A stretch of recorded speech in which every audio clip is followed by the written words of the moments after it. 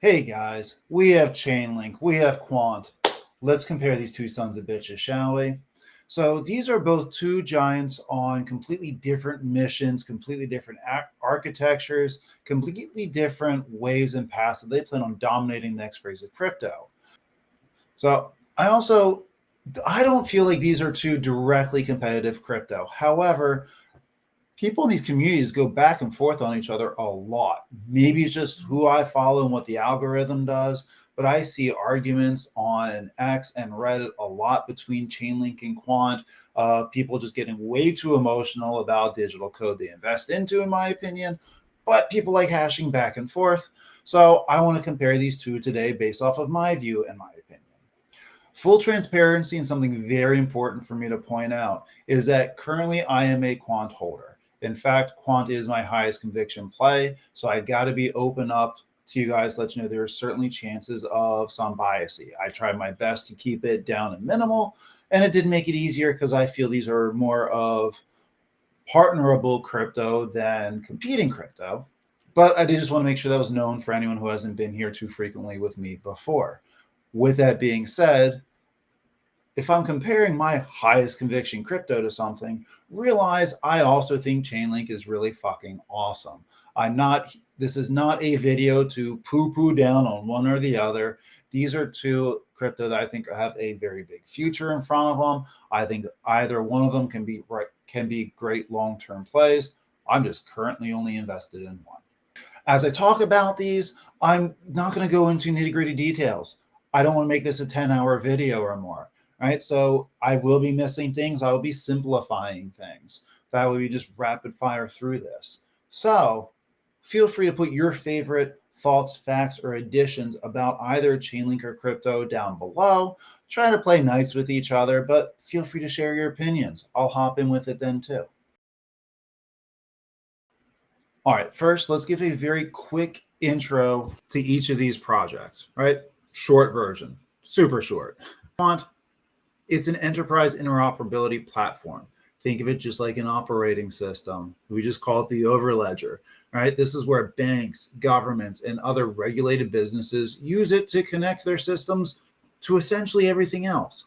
Blockchain-like technologies, and then even the more archaic non-blockchain technologies that banks are now kind of converting out of.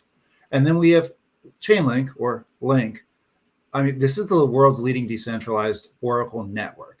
It is prime with delivering reliable real-world data to smart contracts and offers this CCIP, a secure cross-chain messaging system. These are both required technologies for regulation, everything that's coming up for crypto to stay in the future. And I think that both of these are going to be some of the leading crypto companies 5-10 years plus down the road. They're two different goals, but they're both absolutely essential for tokenized financial systems. And again, I'm more of an RWA tokenized type of investor. This is the shit that I get into. So if I've already kind of insinuated or directly said, 3 times I think now, that I don't think these are directly comparable or competitors, why the fuck should I compare them? Or why do other people compare these two at all? Well, here's the thing. They are not competitors, at least not the way I view it. They're actually two different layers of the same future financial stack. But investors, us in general, will compare them because we treat a lot. Both target institutions. Both are essential for RWAs or the real-world asset narrative and use. Both solve cross-chain problems that we're trying to face and fix. Both are very likely infrastructure plays. And a lot of us get way too emotional about crypto that we always say, never marry your bags. Don't get too emotionally invested into it. We treat this shit like sports teams, which, if you're against my guy, you suck type of thing. And in one regards, it's great for community building. It's also great for watching people just completely lose their shit on X arguing with each other, but that's just a fun side effect in my opinion. But today I want to look at 3 different angles on this. I want to look at the tech breakdown of Overledger versus Oracle and CCIP. I'll look at the RWA positioning and which one is more likely to win institutional adoption. Might have to define win on this one. And then compare the real adoption. who's actually being used today and what's the odds of with each one being used by more or to what type of platform in the near-ish future. Now, guys, the tech breakdown, Overledger versus CCIP, the simplest explanation I can give. Let's start with the tech because that kind of explains everything. Right? We have Quant, which is the Overledger OS. Overledger sits above blockchains. It's middleware or a translation layer. What it means, let's imagine a little bank, right? A bank needs or will use a permissioned Hyperledger system. It's going to use an old Oracle database, and it wants to settle tokenized assets on Ethereum or CBC networks. Quant doesn't replace any of that. It bridges them so they all work together instantaneously and effectively. Overledger will go ahead and connect and standardize messaging formats to let enterprises talk to multiple chains without rewriting their entire stack. So it allows oracles to talk to different types of data and types of language software without completely translating anything. If we go a little bit more old school, think about having JavaScript to be able to talk to every other type of code without any real needing to translate. It does the middleman, so there's no other thinking involved. It's compliance friendly. It was literally made for this aspect, which kind of makes it the best for interoperability. It was the whole design for it to do this, of helping banks talk to several different types of privatized ledgers and non-blockchain technology and helping them all communicate with each other instantaneously. And then we have Chainlink with its oracles and CCIP. And Chainlink started by solving data. Right? It gives price feeds, real world events, off-chain reporting. So really without Chainlink, DeFi collapses. So where Quant speaks enterprise, Chainlink speaks developer. Chainlink is going to be the backbone of decentralized smart contract logic and cross-chain movement and getting the information immediately and sending it through something like Overledger to be able to communicate and do all of its stuff of transferring finances, data, and information real time without any miscommunication or errors.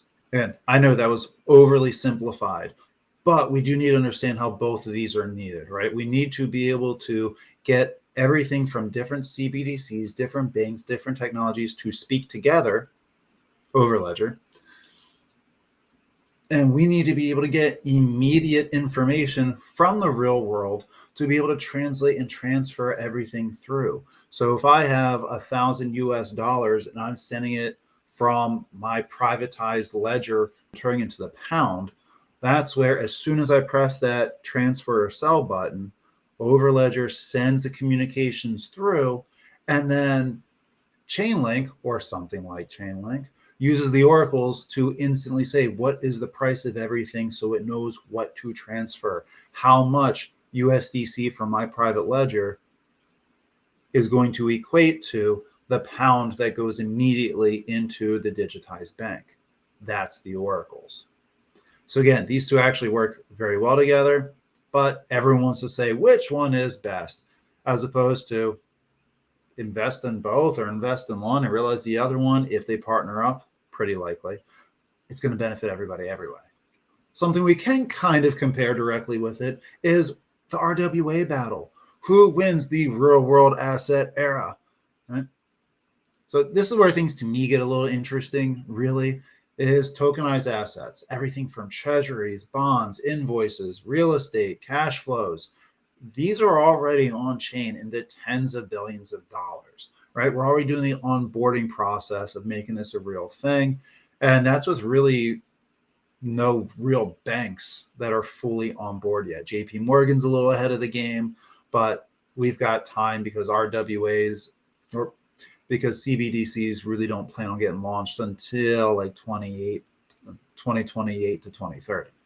When we look at the strengths for these is Quant's strengths. Quant is built for regulated environments. It was made with regulations in mind that we needed to make interoperability happen. And that was essentially the blueprint that they used, right? It allows banks to maintain control. It allows KYC and AML compliance without any issues.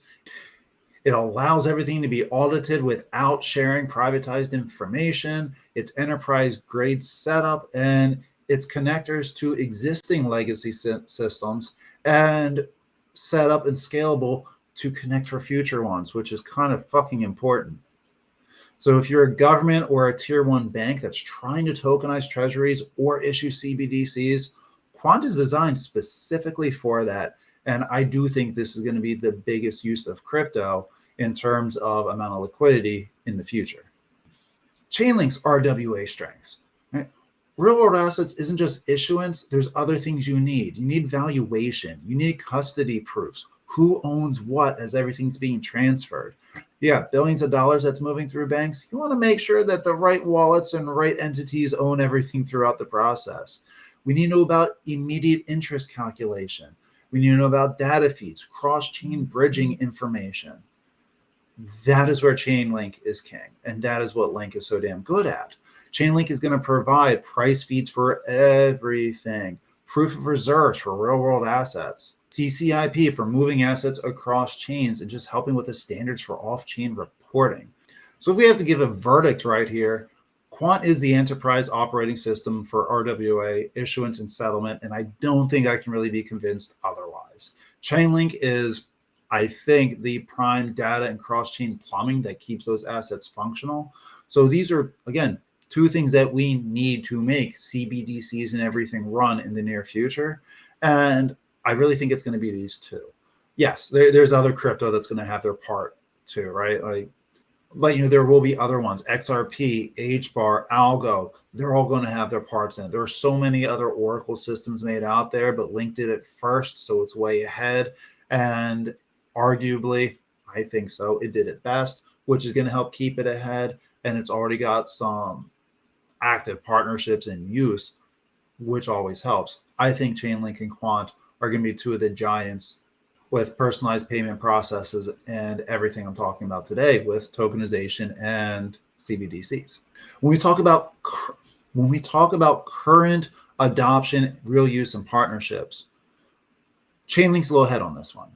But I think we're going to have a lot of clarification to see how close Quant is in the next year when official announcements are made and the ISO regulations fully take off. So Quant focuses on high-level enterprise partnerships, right? Their deals are deep, they're slow, and they're all based on regulation. And that really has slowed Quant down. Its main thing is going to be connecting CBDCs, which aren't even a thing yet. Realize that. But it's been tested by pretty much all the top 5 banks in the world, either directly or indirectly. And you can't start a use case for something that's not being used yet. Mm-hmm. But there's a lot of trials for CBDCs, and a lot of the largest ones, digital pound, digital euro, Quant's being piloted for and being tested with for over 2 years now. So this is a slow growing process, and nothing is official yet on this, other than it's being the backbone being tested for other crypto and programs to be used on to work with CBDCs. Closest thing to saying yes, it's going to be used without the official signage. Chainlink has thousands of integrations across DeFi, CeFi, and enterprise right now. Things like Lido adopting Chainlink CCIP. You have Aave, Synthex, GMX for price feeds.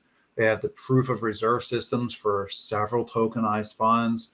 And they're doing cross-chain transfers using their CCIP in real deployments. So Chainlink adoption is quite broad and constant. Quant adoption is deep, slow, and far more selective. Whichever one you think is better, I can't tell you. They're different, right? They do different things, different sides of the same coin, essentially. But if we're saying which one is winning the race for RWAs, this would be Chainlink. It's what it does is needed now to set up everything that Quant is going to be doing.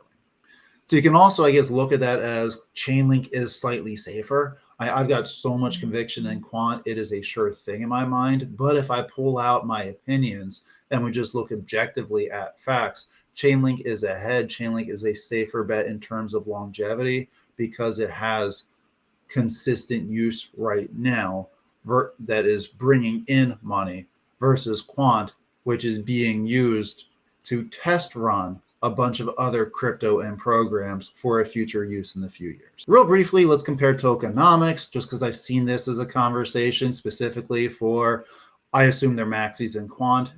Everyone likes bragging about how there is very minimal quant. There'll never be more than 15 million quant tokens in circulation, notably less than Bitcoin, which everyone likes pushing scarcity and demand.